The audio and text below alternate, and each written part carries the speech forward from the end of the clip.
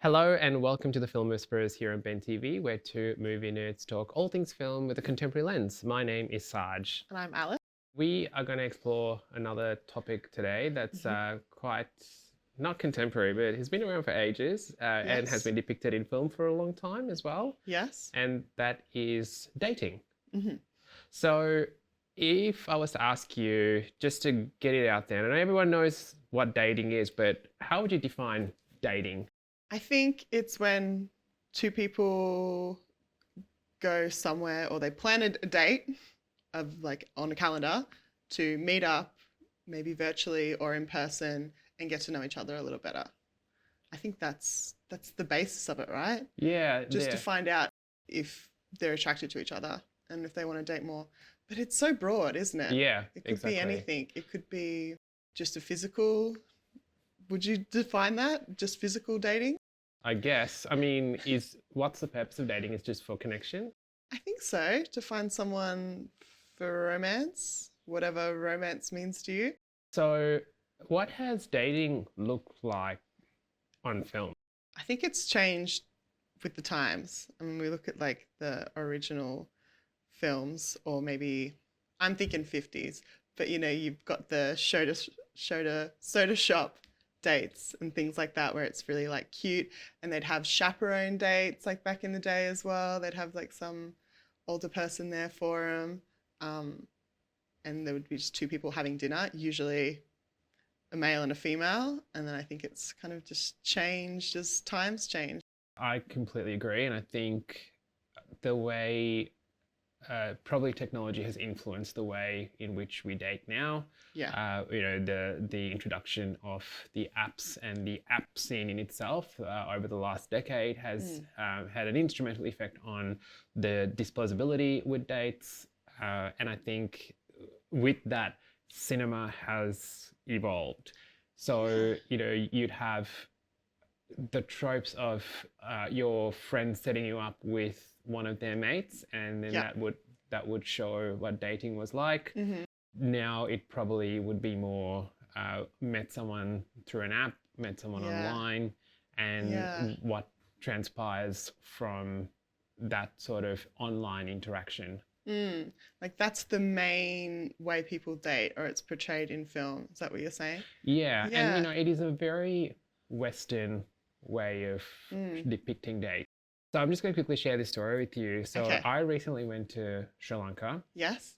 And I saw a very different date in action. Mm-hmm. This was very obvious. So we were, and this is my partner and I, we were having coffee at a hotel, and we saw a guy's family and a girl's family meet, and it was a very obvious setup.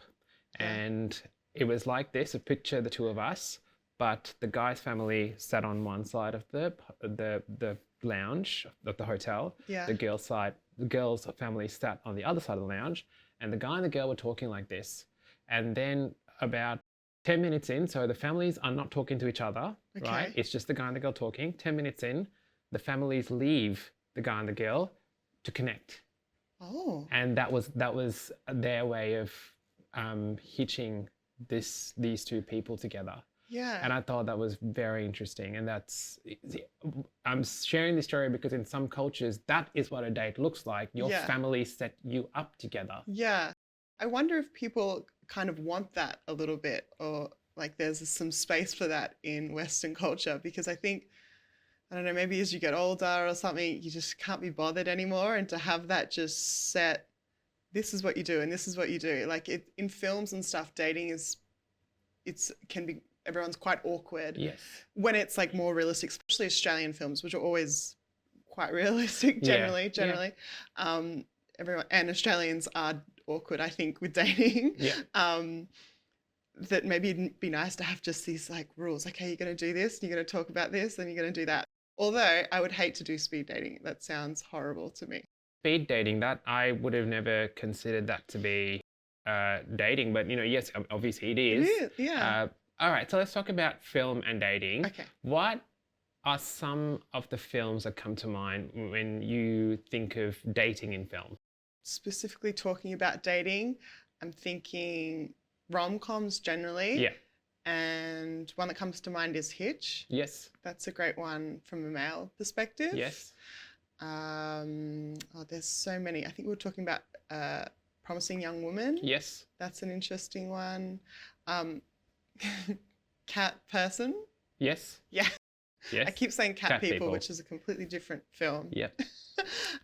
What else would you say? When Harry Met Sally. Yeah. And I think that was definitely, it's such a trope. Will they, won't they? Will they, won't they for a lot of the film. Mm-hmm. Trainwreck as well. Trainwreck, yeah. With Amy Schumer.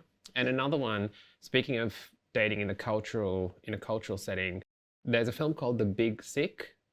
It's got Kumail Nanjiani in it. Yes. And that was a true story of dating as well. And in that story, he's from a Pakistani background, and they were living in America, and his parents were desperate to get him a Pakistani girl, but he ends up dating an American girl, and how he had to hide that fact from his parents. And it was a good depiction of, I guess, dating in a cultural setting. Let's talk about When Harry Met Sally and Hitch, because I think those two are very different stories. And I think When Harry Met Sally is probably the old school way of dating, where they meet in that old school way. Technology was never a thing. Yes. And Hitch is probably about 18 years old. 2005 it came out.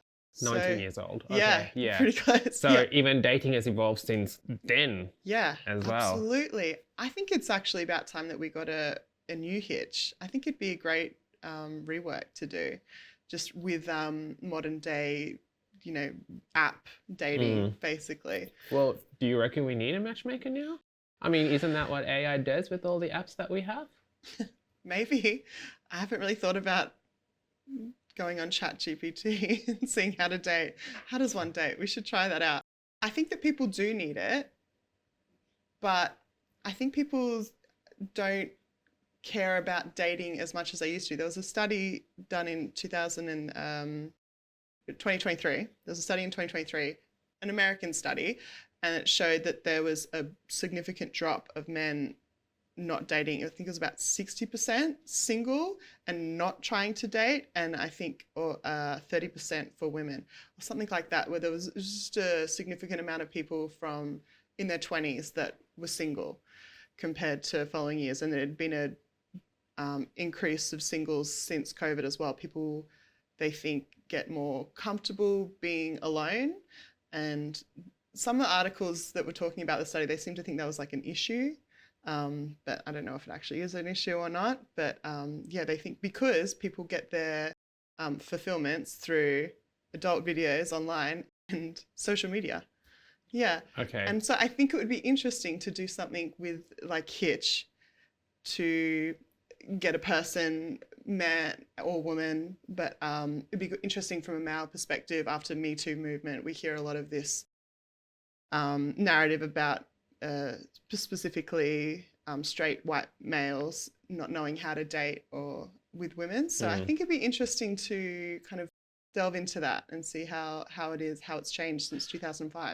I'm glad that you said that. So let's think about When Harry Met Sally. Yes. I think that was I'm going to call it a film quite innocent in terms of its depiction of dating and romanticism. And I think watching it from a 2024 lens, it may not be as problematic as another typical 80s film. And I think it had that definite airy-fairy view on New York romance.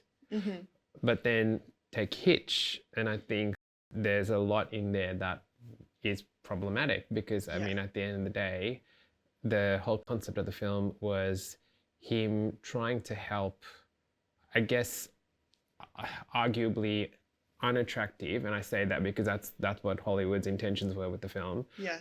Men find incredibly attractive women, right? Yeah.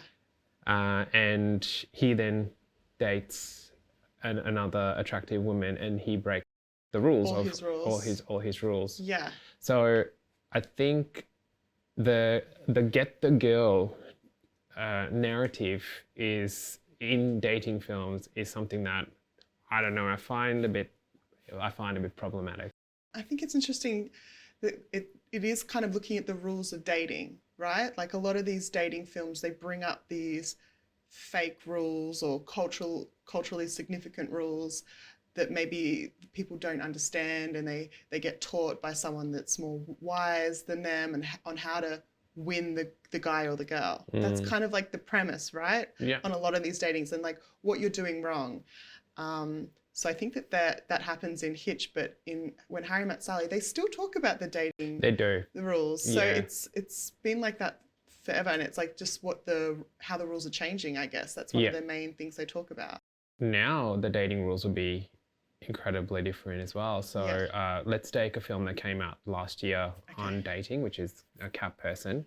Yeah. And I think that was it was an eye-opening, jaw-dropping film that showed the toxicity that I guess a lot of straight men have when it comes to approaching women. And I never would have even thought to think about dating up or dating down. So I think in this film, who has more power if the guy feels he's unattractive and he's dating this incredibly attractive woman? Does that mean she holds the power in the relationship? I don't know. That film definitely blew my mind. And what are the rules of dating in 2024? I think the main thing that we talk about is consent. I think that's one of the main rules, and that people are very fluid, and so don't kink shame or try to be possessive of someone. I think they're the main ones, and just get to know someone. But with Cat Person, it was interesting because why it's called Cat Person is because the man said that he is a cat person, he has cats, but when the female protagonist goes to his home, he doesn't have any cats. And he's made up this facade online because they originally start texting each other. He creates this persona, what he thinks she wants to learn about, and she kind of falls for him on that level. And then when they meet in real life, she realizes how awkward he is, and maybe he's not as sexually confident as she is or experienced as she is, and you kind of see all these layers break down. But I think that's one of the interesting things, is that with online dating and stuff like that, everyone wants to make this perfect persona. And then I think it's also at a detriment to all of us, because we look at everyone and we think, gosh, they're perfect, they're perfect, they're perfect. And then you don't feel like that you're as perfect as them. And then maybe you start saying that you're perfect. You get that lack of confidence, perhaps. Yeah. So that you raise an interesting point there with again with Cat Person and online dating, and it's hard to not talk about the film without giving spoilers. So spoiler alert: at the end of the day, he does have a cat, but it doesn't come out until the end, and she realizes she was completely wrong about him. But anyway, the concept of messaging, and I think you were talking about consent, and I think consent now in dating goes beyond what happens in the bedroom. And I think consent also includes what people message each other as well. So an unsolicited, explicit pic could be considered a non-consensual act if you haven't consented to, if someone hasn't consented to being okay with receiving that. Right? And I think this is when the complexity. So you think of that and you compare that to, say, When Harry Met Sally, when none of this technology existed. Dating in film has come such a long way. Actually, talking about that, there's also like what was the first one? You've Got Mail. Yes. That's kind of like one of the first films that kind of goes into that with the emailing relationship. But it was so much more pure back in the day, when at the start of email, where they're just saying how they feel. It's kind of like like the act of just sending a letter to each other without having to worry about how you look or how they'll judge you. Have you heard of the film Sleepless in Seattle? Yeah. And in that, they sort of show their interest through calling a radio station and showing that affection to each other through this radio program called Sleepless in Seattle. Yeah. It's unimaginable to think that that was once a time where that's what people had to do versus what we have now. It's like when you go on the your streaming services for film, for example. I don't know if this happens to you, but you know, I loved going to rental store, like film Yeah. rental stores, Blockbusters, what have you. I loved doing that and going through the aisles, and it was fun. But now I go on to these streaming services and it feels overwhelming. Like I'm like, and I just like, ugh, I can't be bothered. I'm just going to watch the same thing I've already watched. Yeah, It's yeah. like too much. Yeah. And I wonder if that maybe is Yeah. part of the dating. Oh, 100%. I think there was something exciting. So I've been with my partner for 15 years. So we started dating pre-apps, really, Yeah.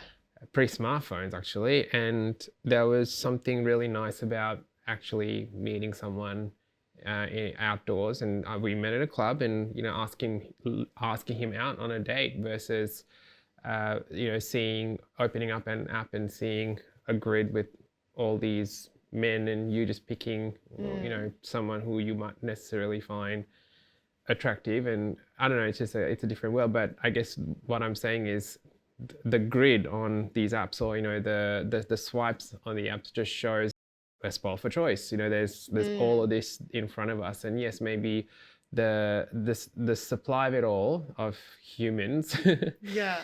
is so high that it has definitely disintegrated the special nature of a date. I feel like we need to say something about Sex and the City, which is the show about dating, right? Yeah, And it's you know, let's go there. yeah, it's women dating. Almost every episode, it's a date. Yeah. Different theme. Yeah, and I sometimes I wonder if we were to explore those storylines now, how they would look. Because again, Sex and the City started in '98. It ended in, I think it was 2003 or 2004. Pre-apps, I think it was just email.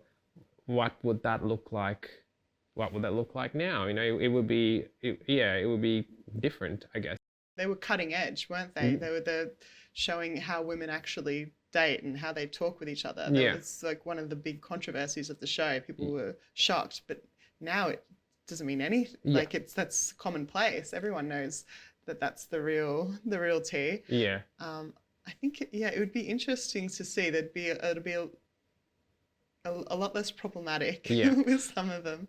And speaking of problematic, do you feel as if now, when it comes to dating and films showing dating, now they skew towards that proceed with caution type thing? So yeah, you know, Cat Person being one of them, and Promising Young Woman are the two films that come to mind when it shows what is a good guy, for example. You know, a nice guy in Promising Young Woman, and you know how there's this tendency for men to use the word or use the phrase "I'm a nice guy" when actually, what does that even mean? You know, you know, why would you need to say that?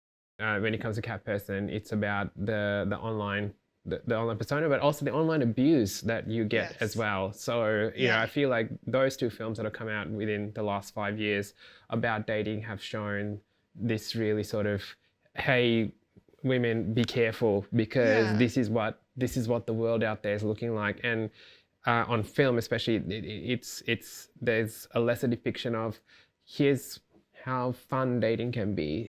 They were both written by women, I believe. So I think we're seeing more of a women's perspective in dating. It's not this guy sweeps you off your feet sort of a thing, or another woman sweeps you off your feet. It's looking at the realities of dating for women and their perspectives. It talks about red flags and how women are taught to ignore the red flags almost because they're looking for their Prince Charming. I mean, that's kind of looking at those 90s and even 80s films and early aughts. It's kind of looking for that Prince Charming, someone perfect to get married, for example. And so you kind of look past these red flags, these things which are so obvious. I think when I was watching Cat Person, it made me cringe because there's this very dorky guy, and I like dorky guys, but it's dorky guy that's showing these red flags that she's ignoring, and I'm seeing them, and I know that I ignore them too, but if I see someone else do like ignoring it, I'm like, look at that. Like, that's why you need your friends to be like, what are you doing? And even if your friends tell you about the red flags, you keep doing it for some reason. You still ignore it because it's all about ignore it and do what the man wants or something, you know, be obliging. Yeah. Yeah. You know, isn't it interesting that when it comes to film, that I feel like in the portrayal of date, it either has the creepy guy that you should be afraid of, or the crazy girl that you need to break up with. Yeah. Like How to Lose a Guy in 10 Days. Now, she wasn't, I don't like using the word crazy, but, you know, I mean, for the context of the film, that's how she was described. She deliberately acted in a way that was just so erratic that, you know, when his friends were there going, oh my God, you know, you need to do something about it. So the plot of the whole film was quite funny, where he had to, you know, win a bet with his friends, and you know, it was a clever film for its time.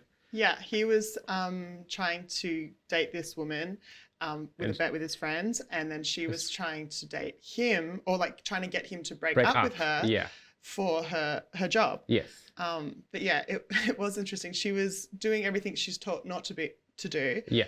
To not be a crazy woman, and to be the cool woman that they talk about in Gone Girl, for example. Yes. Cool, relaxing, obliging. One of the guys, they're very attractive, and obviously they work out, but don't show that they work out. Don't show that they eat like nothing to stay like maintained. You know. Like a fake kind of person, basically. Yeah. She does everything that I guess you're not supposed to do. So it's stereotypical. She crashes the game night. Yeah. She pretends to be vegan. Yes. So I don't know. I mean, I think that's another sort of film that sort of portrays the crazy girl. Yeah. Isn't that an interesting trope though, where it's almost like, if it's shown from for the lens of the women, it's almost like the guy's dangerous, and and if it's shown from the lens of a guy, the woman's crazy. If the woman's too into you, like there's no thrill of the chase kind of thing, so there must be something wrong with her or something like that. Yeah, that is interesting. What is that saying for contemporary dating? You know, I don't know. I sometimes think life imitates art, and when you see films like Promising Young Cat Person, do you reckon a part of that is, you know, women seeing that, and, you know, it's not just the films that we consume, but any form of media that does the proceed with caution, that's probably leading to that article that you said where people are dating less. Do you reckon that there might be a connection there? I don't know. In the article, it says that one of the reasons they think, apart from a lot more online presence, is that women are less likely to settle, and that they surmise that perhaps men weren't able to reach their new expectations, which I thought was a bit of a cop-out for both men and women. That women won't date perhaps below their expectations, and like, what is that expectation? Do they need to have does the men need to have a house or money, or, you know, all these kind of things, materialistic things perhaps, and women, and that men can't rise to that. Not so much the materialistic things, but just being a nice guy. What is that? What does that even mean? What is a nice guy? Yeah, exactly. Just not abusive? Wow. Wow, that bar is so low. Okay. One of the things Hitch actually says, because a lot of his rules in Hitch was good, apart from, obviously, it's a game, you're trying to catch a woman that's better than you and like try and bring down her defenses so she'll date someone that is as ugly as you, basically what he's saying. But the other things was listen to what the woman's saying after a movie or whatever you're doing. Actually listen. Don't like look at her lips. Don't think about how you're going to sleep with her. Just actually listen to what she's saying. Yeah. And then there was when you meet her friends, you don't focus on her, focus on her friends. Get to know her friends.